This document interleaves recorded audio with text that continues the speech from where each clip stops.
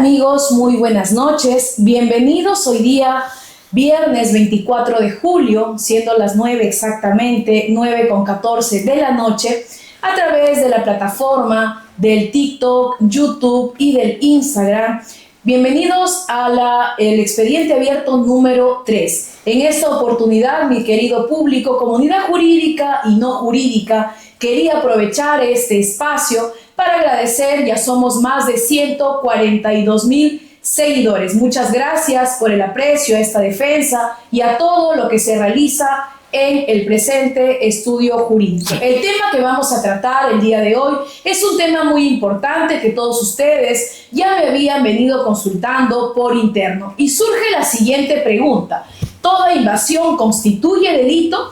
Frente a esa pregunta tenemos, chicos, para poder deponer a dos invitados especiales que son egresados de mi alma mater, la Universidad Nacional de Trujillo. Tenemos el invitado especial, el doctor Erling Aníbal Corso Cóndor, quien nos acompaña el día de hoy, abogado especialista en litigios penales, con maestría en Derecho Penal, Procesal Penal, socio fundador del estudio jurídico Corso y abogados asociados. Aquí, a continuación también tenemos al doctor Humberto Tumbajulca Ríos, quien va a deponer de igual manera sobre este tema controversial, abogado especialista también en litigios penales, con alto grado de experiencia en diversos procesos. Con ustedes, y sin más preámbulo, doy pase al doctor Erling Corso Cóndor. Muchas gracias, doctor.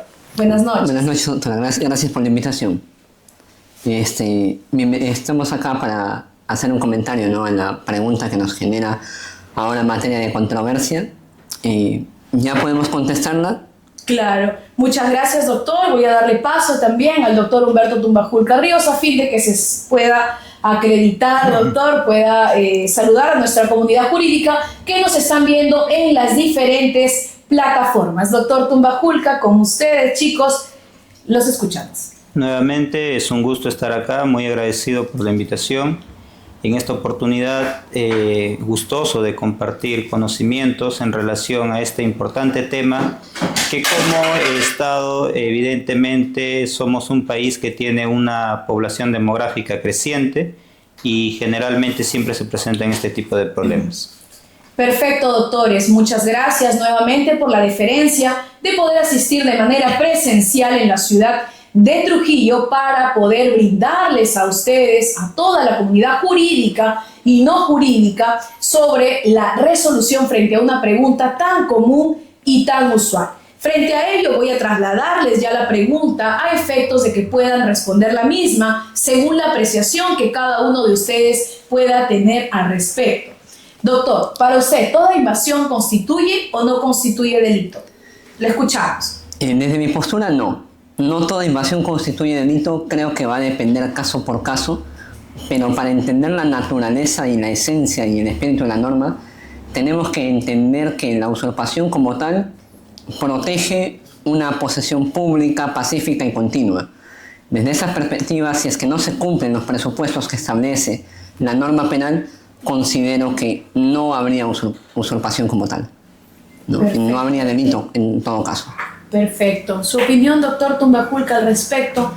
Claro, desde el derecho penal, como rama que establece pues la última ratio en ejecución, no toda conducta es objeto de sanción penal, sino aquella que encuadra en los elementos subjetivos y objetivos del tipo. En este caso, tiene que mediar los medios comisivos del delito de usurpación, que están establecidos pues en el artículo 202 de nuestro Código Penal. En él nos indica que para que se configure el delito de usurpación se necesita pues la violencia, la amenaza en específico y otro más que el propio artículo lo establece. Es decir, no toda ocupación de un predio constituye delito de usurpación. Perfecto, doctores. Teniendo ya la respuesta de ambos abogados especialistas, surge la siguiente interrogante y vamos a presentar ya el caso número 3 después del desarrollo de la siguiente pregunta. Doctor, ¿qué es lo que protege en sí el artículo 202, el delito de usurpación? ¿La propiedad o la posesión? El delito de usurpación, como ya lo ha manifestado la jurisprudencia de manera continua, protege la posesión del inmueble, pero también en algunos casos excepcionales hasta la propiedad, incluso siempre y cuando esté vinculada con la posesión. Por ejemplo, un propietario que vive en un departamento y está siendo usurpado por su colindante, por ejemplo. Puede ser propietario y poseedor a la vez, ¿no? O quizás, pero ¿dónde se quiebra el límite? Cuando, por ejemplo, el mismo propietario es el que usurpa o intenta turbar la posesión de la persona que alquila un departamento.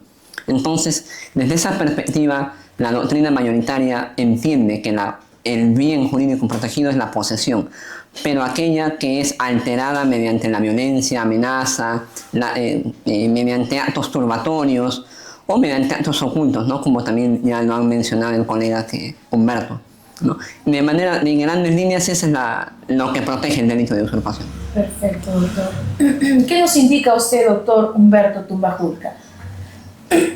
Claro, concuerdo con mi colega en ese sentido, en el sentido de que efectivamente existen presupuestos normativos para configurar el delito de usurpación.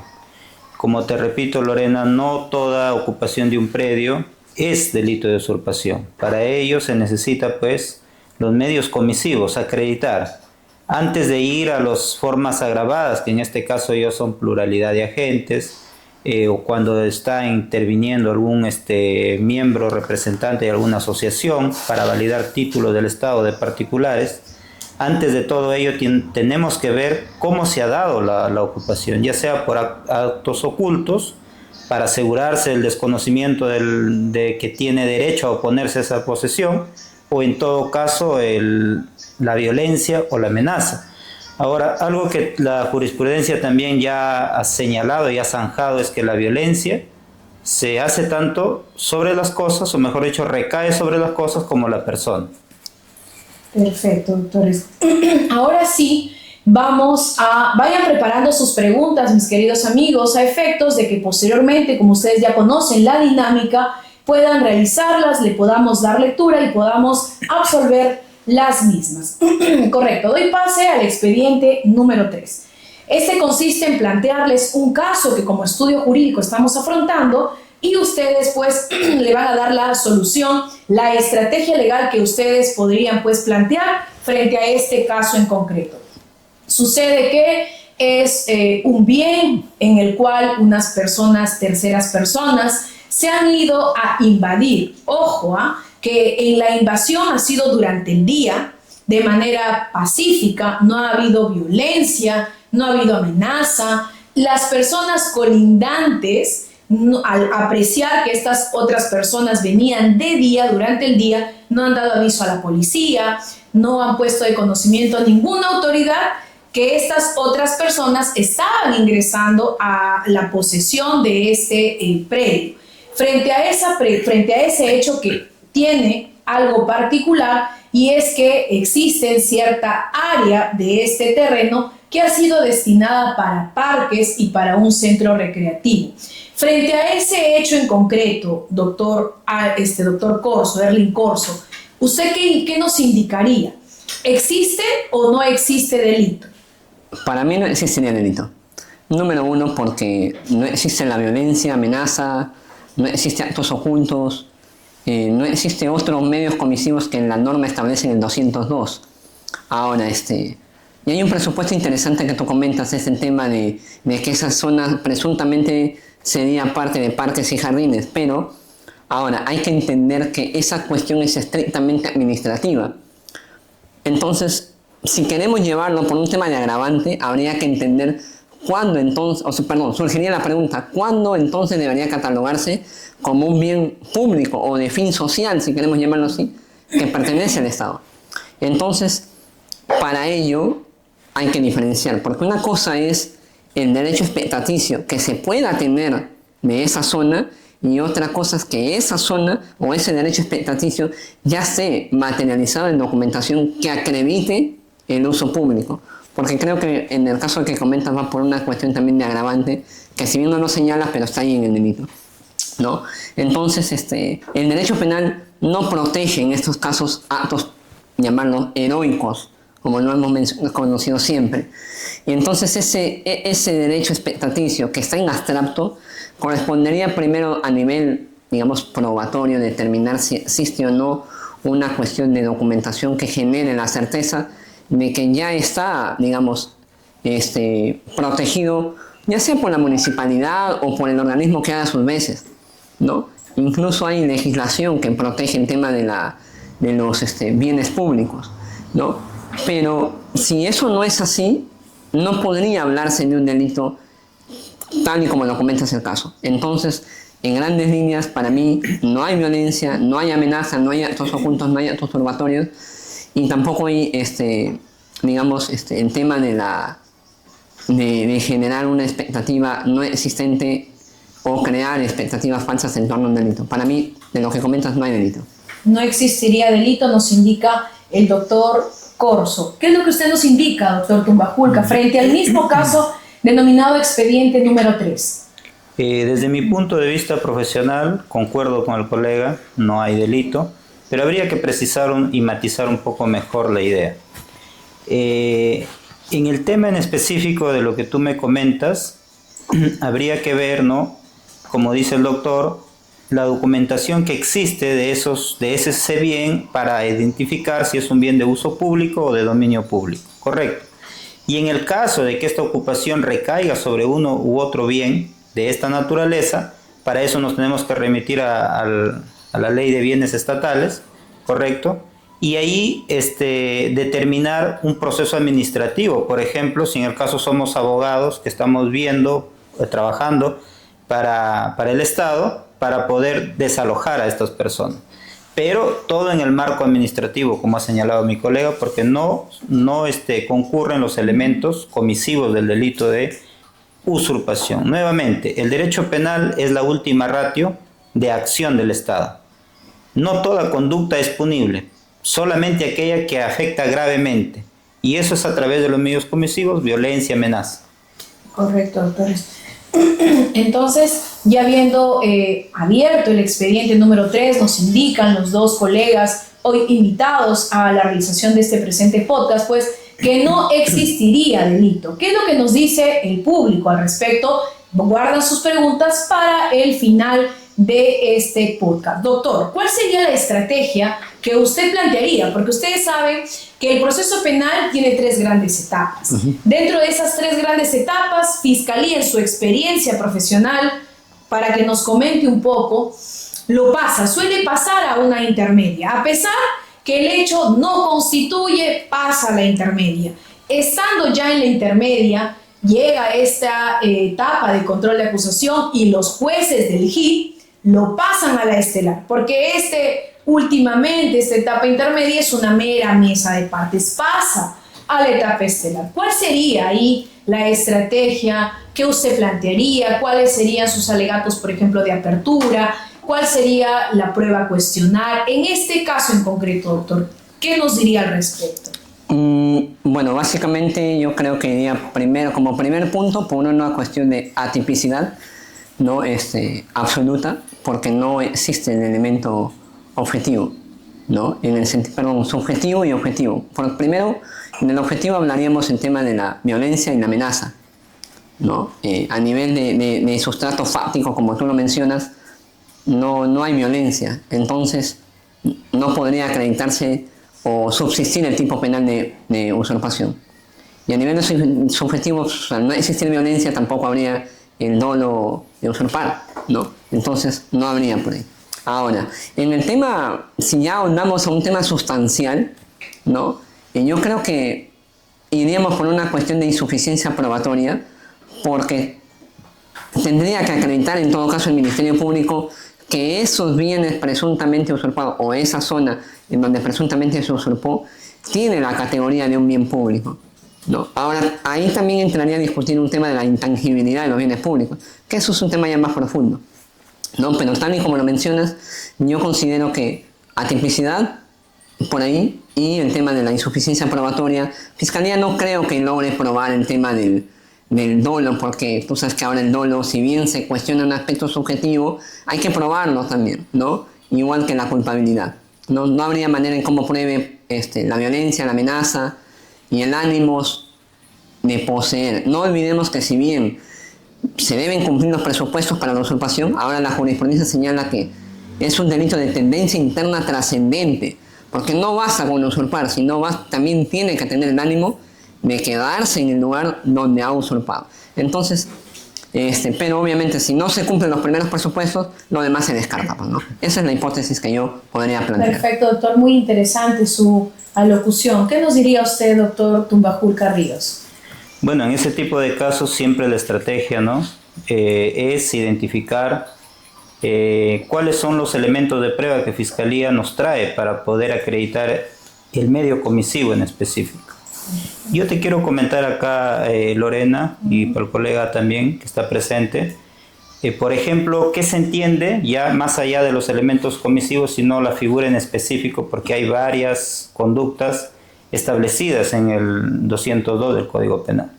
Una de ellas, por ejemplo, es cuando menciona linderos, ¿correcto?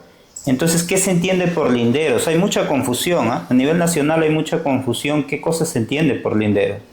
¿Qué es el lindero en primer lugar? ¿Una línea imaginaria? ¿Una línea material? ¿Qué cosa es el lindero, no? Aquí viene una confusión porque, por ejemplo, si se habla de un plano que está idealizado, porque es un plano que está en un papel, pero si no hay ninguna seña en la realidad física y tangible, la pregunta es, lo traslado al colega un poco, que me diga si existe ahí lindero o no existe lindero.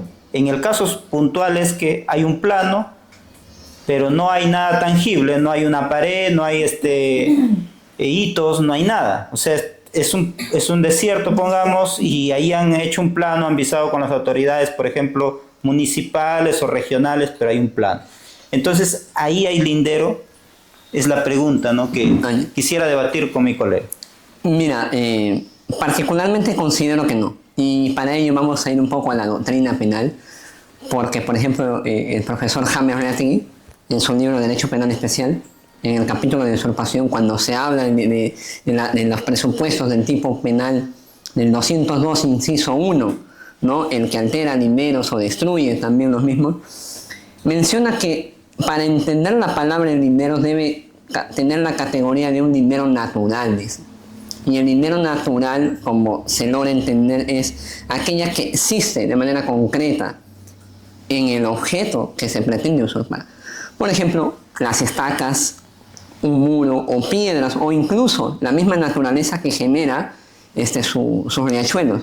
Entonces, considero yo, y es mi humilde parecer, que aquellos linderos que figuran en un papel no deben ser catalogados como tal. ¿Por qué? Porque la doctrina, incluso también si lo llevamos a una perspectiva civil, las servidumbres que generan un papel, si no existe en la realidad, no puede ser catalogada como servidumbre. Entonces, desde esa óptica, ya desde un punto de vista neoconstitucional, no solamente se debe interpretar dogmáticamente, sino que esto también tiene que materializarse en el lugar, en este caso, objeto del delito, o objeto de usurpación. Entonces, no basta con un plano, basta con ver y materializar de manera objetiva el lindero específico. Ojo, y no importa que las estacas estén juntas, porque pueden que las estacas estén separadas, por ejemplo, cada 100 metros, pero el objetivo es que se cumpla, cuando menos, con el fin, que es delimitar cierta zona. Eso es lo que yo considero.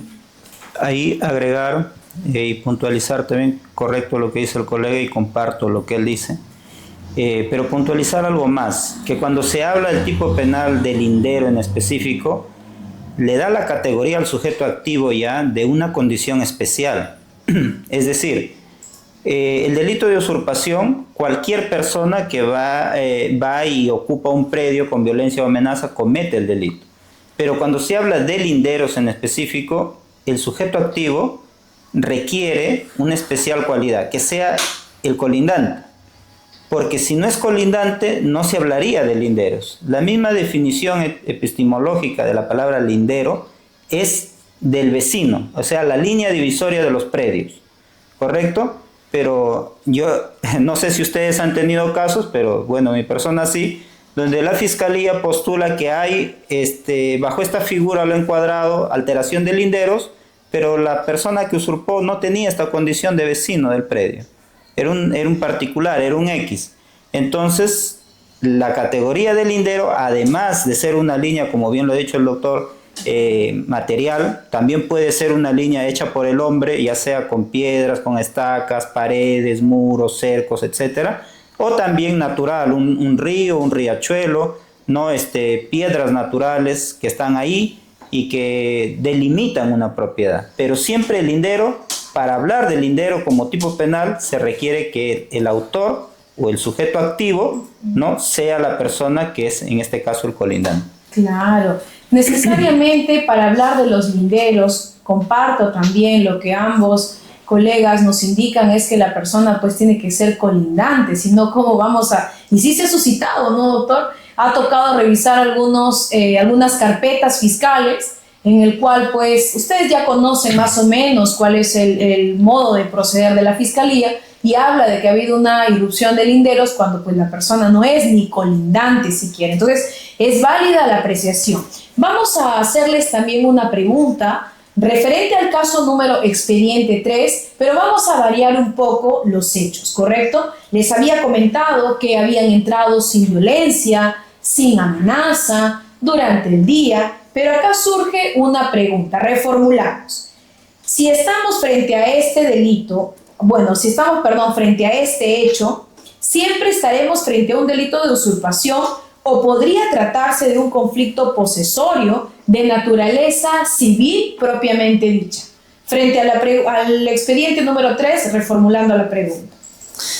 Yo considero que estaríamos ante una cuestión estrictamente civil, bajo el presupuesto de que no se cumplen los elementos objetivos del tipo, ¿no? E incluso me atrevería a señalar que también ante una cuestión estrictamente administrativa, ¿no? Porque de por medio hay una cuestión de parques y jardines que ha sido usurpada, pero más que administrativo yo iría ya por una cuestión civil y no penal, pero también tendremos que analizar el tema de la existencia o de quién es el encargado de manera inmediata de ese sector usurpado que estaba destinado para parques y jardines.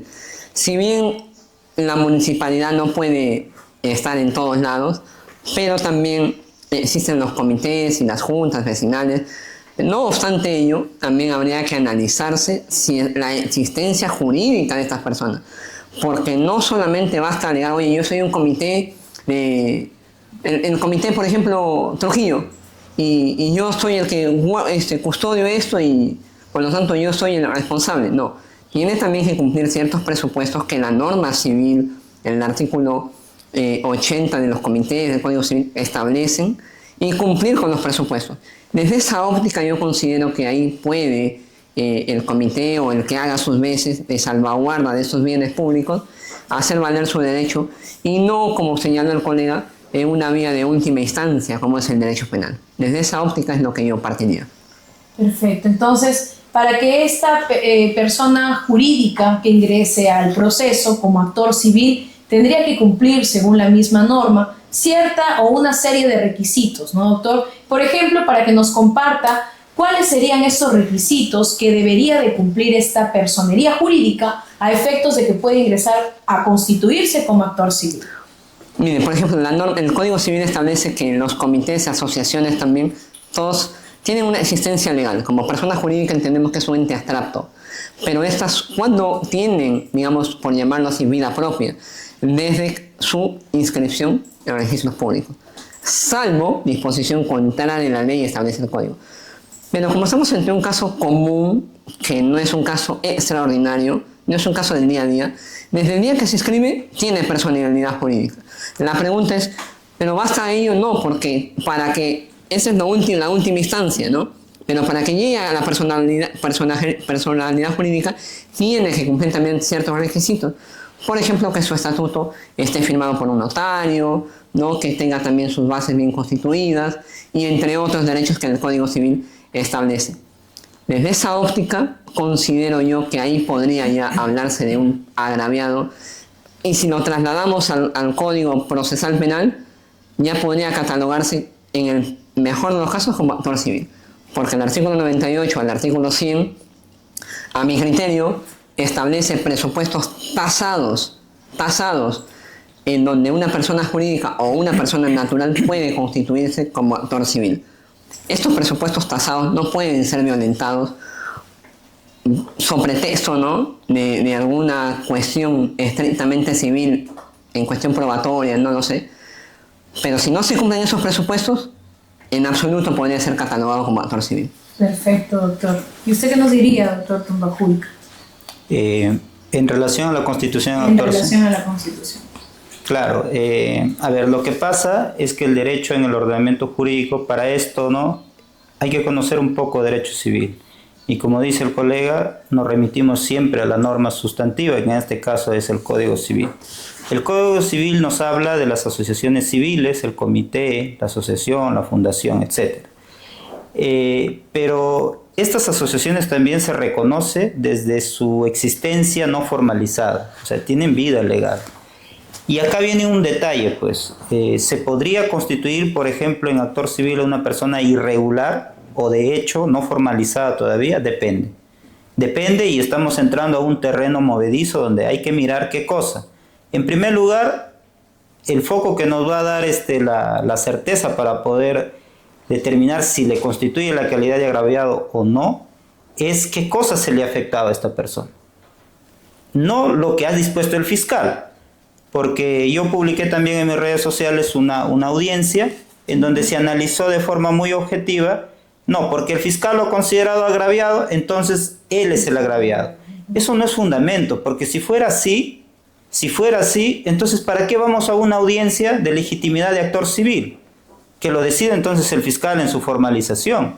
Un grave error de naturaleza objetiva, material, que ha hecho el magistrado en decir porque el actor civil ha sido considerado como agraviado, entonces se le afecta su derecho. No, hay que ver en qué punto toca esa afectación, el delito afectado. La pregunta cae por su propio peso. ¿El derecho de posesión le pertenecía a esta junta? Porque el bien jurídico es el derecho de posesión. ¿Le pertenecía? ¿Hay prueba que ha acreditado eso? ¿Han presentado, por ejemplo, fotos o algunas obras que han hecho en ese terreno ocupado? Porque a partir de ahí hablamos de una posesión. La posesión es de hecho, material. No puede haber una posesión en documentos, ¿correcto? Entonces, si nosotros entramos a analizar eso, desde ahí tenemos que ver en qué medida se ha afectado a este presunto comité afectado. Pero además de analizar eso, hay un aspecto más movedizo todavía. ¿Qué pasa, por ejemplo, cuando estas personas no tienen la titularidad del bien jurídico que el tipo penal cubre y protege, pero por ejemplo defiende intereses colectivos y que de alguna forma perturban o afectan esos intereses colectivos, como por ejemplo el medio ambiente? Para ello, y yo soy muy enfático en esto, el artículo 94, inciso 4, establece una formalidad. Es decir, sí se puede constituir a una persona de hecho, pero en el caso donde se invocan bienes colectivos, o sea, afectación de derechos colectivos, intereses colectivos, ahí la norma no ha regulado una situación de hecho, sino específicamente una situación formal. ¿Y dónde lo saco esto yo? Es que si yo hablo de un bien colectivo, ¿dónde se define eso según el Código Civil? En el estatuto. En el estatuto, por conocimientos básicos, se define para qué se forma una persona jurídica. Yo, por ejemplo, formé mi estudio jurídico y tiene objeto determinado, asesoría, ¿no?, creación de libros. No puedo dedicarme a otra cosa que no sea lo de mi objeto social. Si en algún momento quiero considerarme agraviado y ha afectado alguno de esos derechos de mi objeto social, estoy plenamente facultado. Y esto es peligroso porque si alguien toma una asociación de hecho y lo pone pues a la palestra y dice, no, es agraviado porque sí existe, pero no he tocado cuál es su interés colectivo afectado y su vinculación con su objeto social, entonces cualquiera podría crearse, no, yo estuve creado, fui una asociación de hecho, pero ahora defiendo la naturaleza y ya eres agraviado. Es peligroso, ¿no? En ese sentido yo concuerdo también con el colega. Perfecto, doctores, muy buen debate. Vamos a darle lectura a los comentarios, a ver si me pueden enviar los comentarios, las preguntas. Chicos, pueden realizar sus preguntas a través de este podcast. Vamos a darle lectura y las vamos a ir desarrollando aquí con la intervención de los dos colegas. Chicos, a ver, vamos dándole lectura. ¿Tienes ahí preguntas? ¿Sí?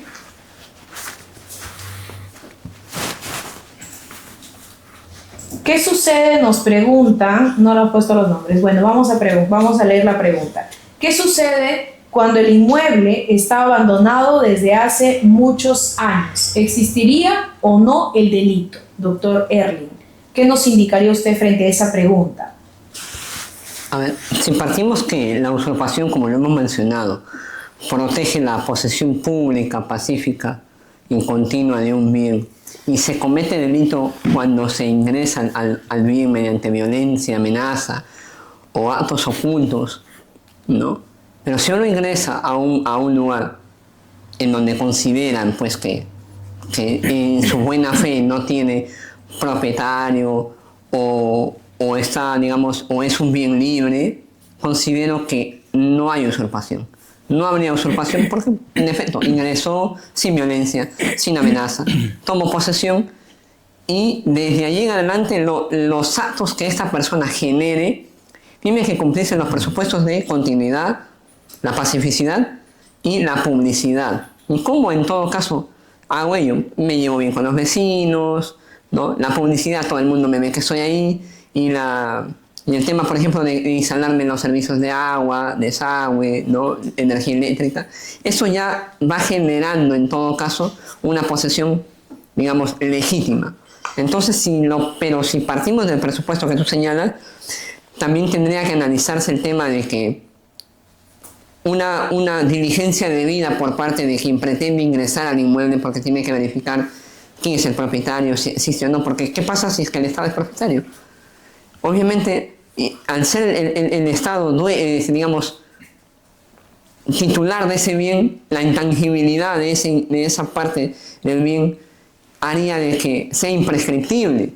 Por lo tanto, ahí sí hablaríamos ya de una usurpación muy al margen de que el Estado no lo esté poseyendo como tal, ¿no? Porque entendemos que el Estado es un ente abstracto y todos, por así decirlo, formamos parte del Estado, ¿no? Entonces yo creo que hablaríamos de una usurpación siempre y cuando se analice caso por caso. Dependiendo del caso, correcto, doctor. ¿Qué nos indica usted frente a la misma pregunta? Chicos, pueden seguir realizando sus preguntas. Ya estamos finalizando este podcast jurídico de manera práctica, analizando los casos reales de manera práctica, ¿no? El aprender viendo, aprender haciendo, chicos, ¿correcto? Vamos a darle pase al doctor Tumbajulca a efectos de que nos pueda, pues, responder la misma pregunta que se le ha realizado al doctor Corso. Correcto. Voy a regresar, no sé si tal vez me equivoque, pero el artículo 920, creo, del Código Civil es el que habla de la posesión, ¿correcto? Y el objeto, el bien jurídico protegido por el delito de usurpación es la posesión, ¿correcto?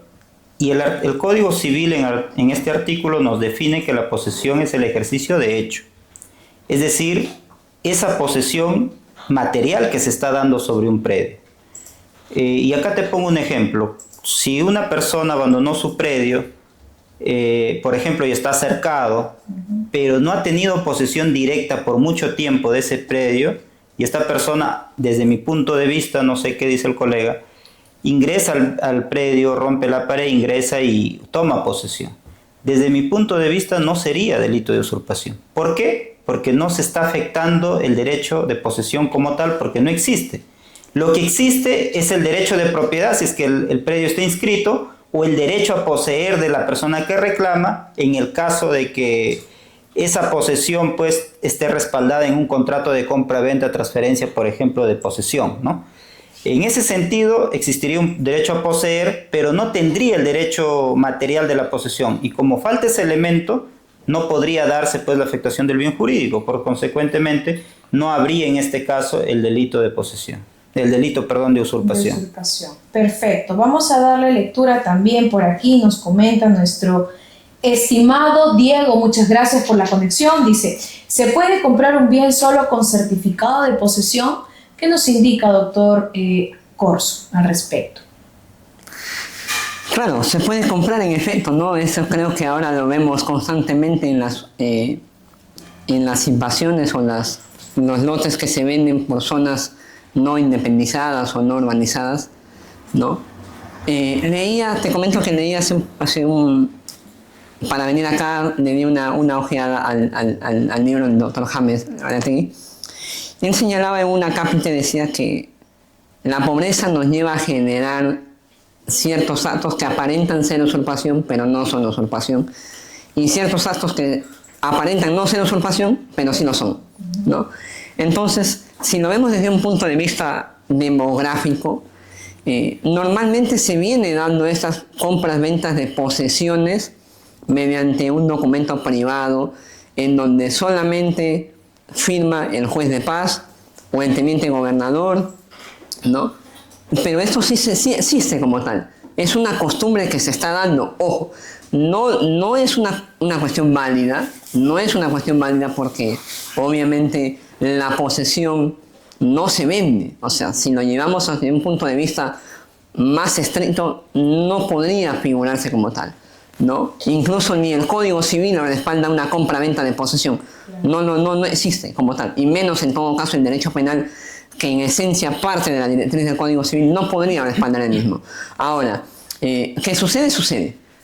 ¿Que se recomienda? No, digamos que jurídicamente no lo podríamos aceptar como tal, pero dada la naturaleza de la situación en la que actualmente vivimos, es lo que sucede. ¿Y qué genera esto? Genera también que el comprador, una vez que te vende la posesión, desaparezca y después tú dejas tu posesión ahí y te vas y viene otro poseedor con un documento que presuntamente se habría hecho un día antes incluso de esa venta y diga, oye, no, pero esto es mío. Y hay dos constancias de posesión que se han vendido. Esa pregunta también, ¿no?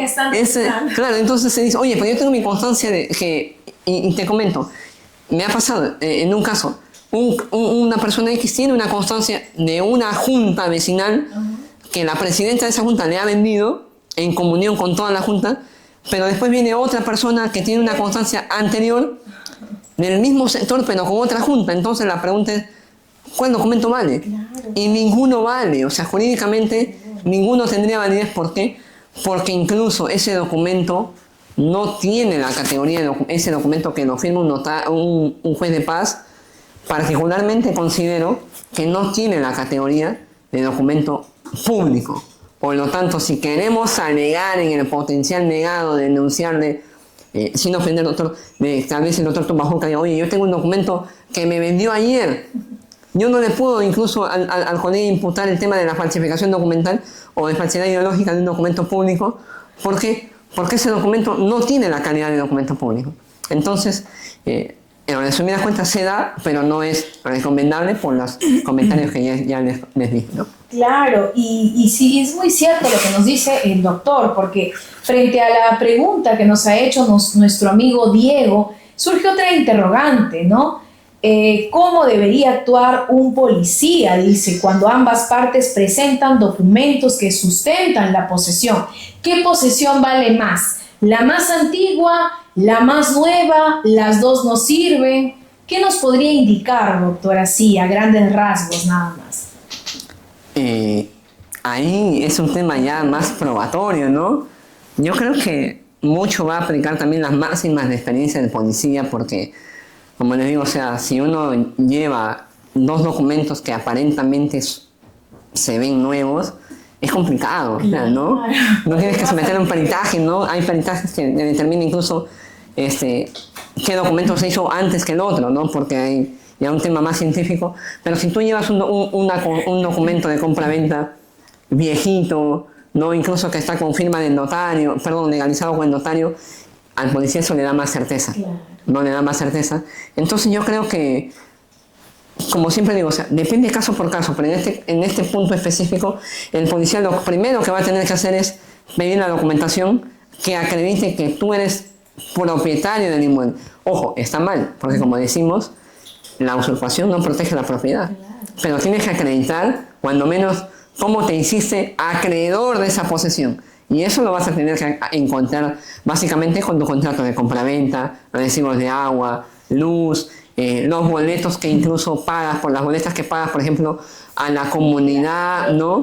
O el padrón que estás inscrito en el cuaderno, y ese padrón también tiene que estar inscrito, firmado y legalizado ¿por qué? Por un notario con su constancia de apertura, del año y todo eso, ¿no? Entonces, desde mi óptica, esa sería, ¿no? No sé, quizás el colega Perfecto, tenga otra ¿qué nos dice perspectiva. usted, doctor Tumbajulca, frente a las mismas interrogantes que nos están haciendo Diego, Pedro y demás preguntas que le vamos a dar lectura a todos, chicos? Hagan sus preguntas, pueden realizarlas, le damos lectura y las vamos absolviendo. Esto es un podcast en el cual pretendemos que todos ustedes, comunidad jurídica y no jurídica, vayan sabiendo, entendiendo sobre el delito tan tocado como es de usurpación. Doctor, le escuchamos. Te lo comento con un caso, ¿ya? Sucede que mi patrocinado tenía la posesión de un predio, ¿correcto? Y pues sus hermanos eran sus colindantes. Ellos estaban haciendo la subdivisión ya porque el papá les había dejado un predio grande y eran 5 hermanos, estaban dividiendo ya cada uno su parte que le correspondía. Tenía declaraciones juradas donde sus hermanos, porque así lo pidió la municipalidad, le acreditaban que él poseía desde 2014 más o menos por ahí.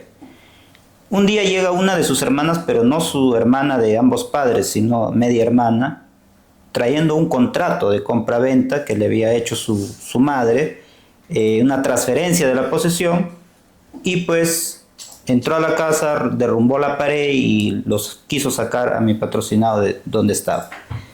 Fuimos a la comisaría y vimos al efectivo policial. El efectivo policial, esta es la mala costumbre que tienen algunos efectivos, de querer hacer juicios de valor, ¿correcto? No, pero la señora tiene un documento, no, pero la señora es propietaria. No era un título de propiedad, simplemente era una transferencia, pero el efectivo decía que era propietario. Finalmente no aceptó la denuncia porque dijo que no, que pues los dos eran propietarios, los dos eran posesionarios en todo caso, y acá hay que distinguir lo siguiente. Cuando alguien va a la comisaría a presentar una denuncia en el caso de que haya sido perturbado en su posesión o despojado de la misma, tiene que ser de forma inmediata, pues, ¿no? Por lo menos dentro de las 24 horas, y acreditar que ha tenido la posesión, es decir, fotos, es decir, si va a ir la policía a verificar, tiene que encontrar pues sus pertenencias, o si lo han quemado, las cenizas que lo han quemado, identificar cuántos ambientes tiene, cuáles sus medidas, porque eso es lo de ejercicio de hecho. ¿Quién no conoce su casa? ¿Correcto? Yo sé, por ejemplo, que mi casa tiene 4 puertas, un baño, una cocina, ¿no? Lo sé. Y eso se va a dejar constancia en el acta. Esas evidencias son las que finalmente hacen ver que esa persona sí ha tenido la posesión. Y si ha tenido la posesión y la otra persona, por muy documento que tenga, ha cometido el delito. Por supuesto que sí, porque ha afectado la posesión. Si tiene derecho a poseer o no, ese es un tema ya muy aparte, pero sí ha cometido el delito. Incluso esto también de repente lo preguntan, incluso el propio propietario cuando arrienda un bien y intenta desalojar a su inquilino por falta de pago y le corta la luz, le pone un candado a la puerta, está cometiendo delito de usurpación. Es decir, no, esto es lo que los efectivos policiales deberían quitarse de su cabeza. No se trata de acreditar quién es el dueño, no. Lo que se trata de acreditar, y si algún efectivo está escuchando, es verifiquen, señores efectivos, a quién le pertenece la posesión, no en documentos, sino en los hechos, porque así lo define el Código Civil. La posesión es la posesión de hecho. Perfecto, doctor. Entonces, Juan Rosas también nos pregunta, en una frase dice, ¿qué es lo primero que debe hacer un propietario ante una invasión? El propietario, cuando ve que están invadiendo, ¿qué es lo primero que debe de hacer? Entiendo que la pregunta la plantea desde la óptica de que el propietario también es el posesionario del inmueble, ¿no? Y por ejemplo, si lo llevamos más allá, en la persona que tiene sus chacras, ¿no? Y ve que invasores están intentando ingresar a su zona para lotizarlo. Lo primero que tiene que hacer es comunicar a la autoridad competente.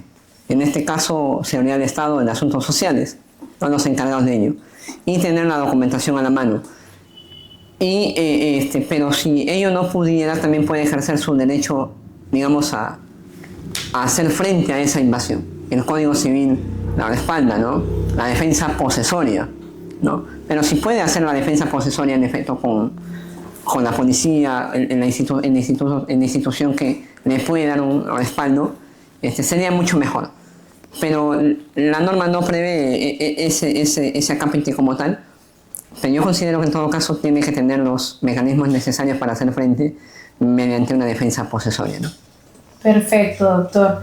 Vamos a indicarle, doctor, también la misma pregunta y a modo de culminar este presente podcast con un mensaje, doctor, ¿no? Me gustaría que les deje un mensaje, como nos dice Legal Juris. Legal Juris nos escribe y nos dice: ¿cuál es el consejo jurídico más importante que se daría sobre este delito? A modo de consejo, para finalizar ya este podcast, ¿qué le diríamos a toda nuestra comunidad jurídica y no jurídica que el día de hoy, martes 24, nos ha acompañado a través de Live, plataforma TikTok, lo que viene a ser el YouTube y el Instagram? ¿Qué le diríamos, doctor? Bueno, teniendo en cuenta nuestra realidad social, sobre todo el crecimiento demográfico que se ha visto acá en Trujillo y a nivel nacional, ¿no? Yo recomendaría, por ejemplo, que si van a hacer compra de algún inmueble de forma una transferencia de posesión, que puede generar derechos futuros, por supuesto que sí, porque el derecho civil establece la usucapión como una figura para poder formalizar la propiedad.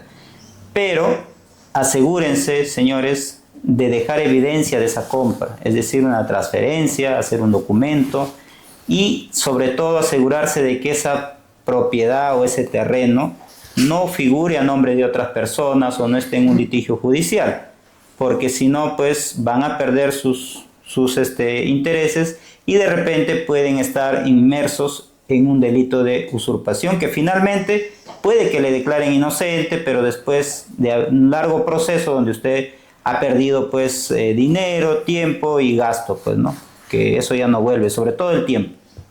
Perfecto, mis estimados colegas de la defensa, también egresados, repito, de mi misma casa de estudios, la Universidad Nacional de Trujillo. Muchas gracias por la deferencia a ambos invitados por habernos acompañado al desarrollo del expediente número 3. Agradecerles también a toda la comunidad jurídica que se ha enlazado el día de hoy, a todos por participar de manera activa, hacer sus preguntas y siempre estar constantes con esta defensa. Agradecer por el crecimiento que estamos teniendo también nosotros en nuestra plataforma del TikTok. Invito a todos para que puedan compartir el enlace. Nosotros estamos haciendo los podcasts jurídicos todas las semanas con diferentes invitados que vienen aquí a deponer. Sin nada más que decirles, chicos, cordialmente invitados la próxima semana a la realización y también comentar sobre el expediente número 4. Ya estaría haciendo la publicación respectiva. Cuídense mucho y que tengan muy buenas noches. Hasta luego.